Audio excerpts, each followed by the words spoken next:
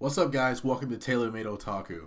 My name is Taylor, and today we're talking about the third episode in Attack on Titan Season Dose. Quick disclaimer right now, I got nothing but spoilers for you if you haven't seen the episode. So if you haven't seen it, go check that out, then come back and holla at your boy. Today I'm riding solo. My boy, Shooting Star Sheriff, is not with me. He will not be with me this week, and he won't be with me next week. But after that, hopefully he can rejoin in the fun. But let's jump into this episode. This episode starts off where episode 2 left off with Connie, and Connie was staring at this giant titan on his house, and he's wondering how this titan get there. And then everybody else is like, dude, we don't have time for this. We got to go. We got to make sure everything's fine. We got to complete this mission. It's more important to complete this mission than to worry about where this titan came from. And as cruel as it sounds, what happened to your family? And Connie's like, okay, you're right. And while they're saddling up their horses, they're about to dip out. Connie hears the titan say, "Welcome home," and it kind of shocks him, kind of stuns him for a second. Naturally, it would. But he ends up going, did anybody else hear that? Of course, nobody else heard that.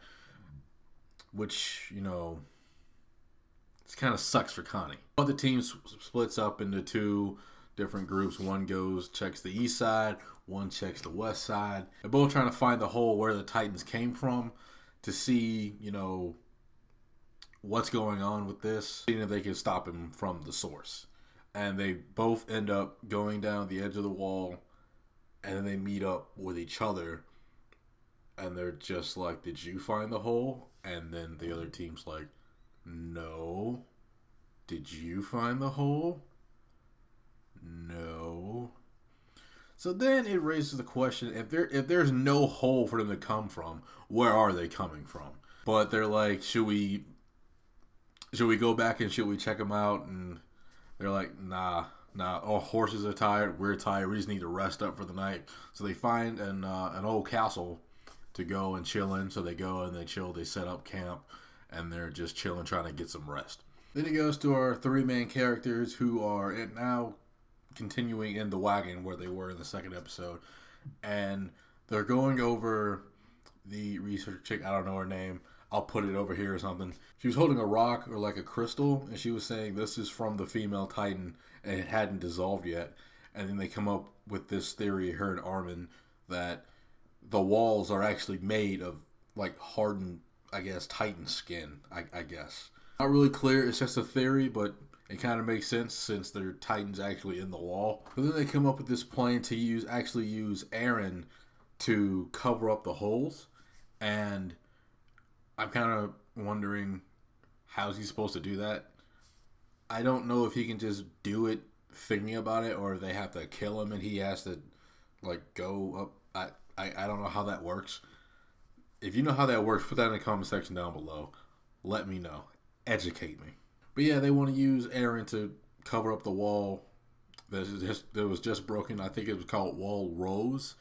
And Armin saying, why stop there? We can even, if this works, we can go and take back Wall Maria, which, if you don't know, is the original wall in the very first episode that was broken through. They also recommend that this mission be carried out at night because Titans can't move at night.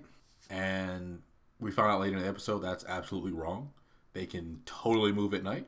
Yeah, that's kind of horrifying. Also in this episode, you learn that two of the minorest of characters are now super important now, maybe. Ymir and Krista. Don't worry, I'll explain. Remember how they had the priest with them, and the priest was just like, I'm not going to tell you any of the secrets behind why there are Titans in the wall? And he came up on this entire town that was evacuated, and they just had these hopeless faces, and he had to look at all these faces and go, I have to do something about this. So he still didn't tell them any super details, but he's saying there's someone who we have to listen to, and that person actually joined the corps. They actually joined your ranks last year, when all this started. And they're figuring out who is this. And he tells them who it actually is, but then it cuts to Sasha. And Sasha is bringing a message to the commander, and she's rewarded with a potato, which is beautiful because I needed that. I needed something to make me laugh in this episode. Yo, man, find you someone who looks at you the way Sasha looks at a potato. Real talk. But the person of interest, the person that he was talking about was Krista. And I like how they were describing her because the commander had no idea who that was. And it's like she has long, flowing blonde hair. Mika's is like she's always hanging out with Ymir. And Armin's like she's cute. Kind of made me laugh too. So now she's super important, but also Ymir's pretty important because they seem to be like this, and Ymir is hiding something as it's pointed out in the end, towards the end of the episode, and that's when you find out that the Titans can walk at night. They can be alive and running around and causing havoc at night. Because they just woke up in the middle of the night like saying, hey man, you gotta check this out. We are drowning in Titans right now. Then you see like the Beast Titan, my boy, made a reappearance. So that was cool. That was fun for me. And then he starts climbing the wall and he looks back, and then that's when they start to execute the mission. The main crew is going to be back in the next episode. They're actually moving toward the wall now to carry out this plan of theirs. And before they left, Levi looked at them all and he said, Armin, you're pretty smart. Make sure this works. Mika said, I have no idea what you see in Aaron, but protect him at all costs. And Aaron, for the love of God, chill out.